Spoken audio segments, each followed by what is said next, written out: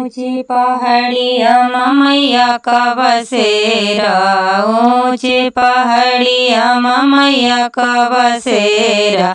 कलशा जलाए हजारों माँ मैया, कलशा जलाए हजारों माँ। मैया की दुआरी की आंधा पुकारे, मैया की दुआरी की आंधा पुकारे। आंधे को नैन दो घर जायो माँ मैया, आंधे को नैन दो घर जायो माँ। ऊंची पहाड़िया माँ मैया का बसेरा, ऊंची पहाड़िया माँ मैया का बसेरा।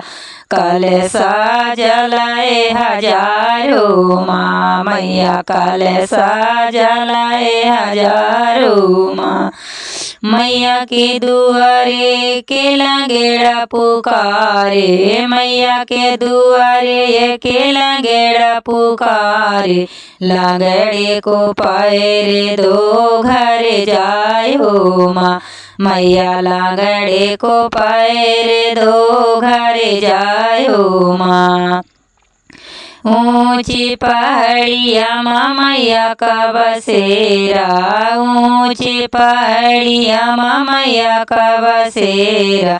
कलशा जलाए हजारों माँ मैया, कलशा जलाए हजारों माँ।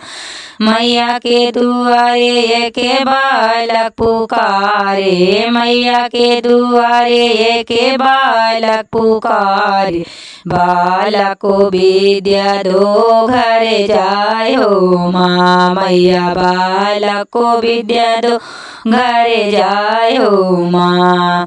ऊंची पहाड़िया माँ मैया का बसेरा, ऊंची पहाड़िया माँ मैया का बसेरा।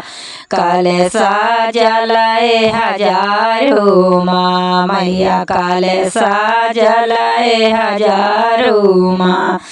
मैया की दुआरे के बाझिन पुकारे, मैया के दुआरे के बाझिन पुकारे।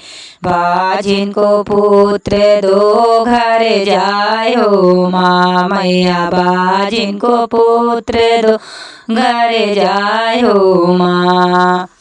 ऊंची टिकुरिया माँ मैया का बसेरा, ऊंची टिकुरिया माँ मैया का बसेरा।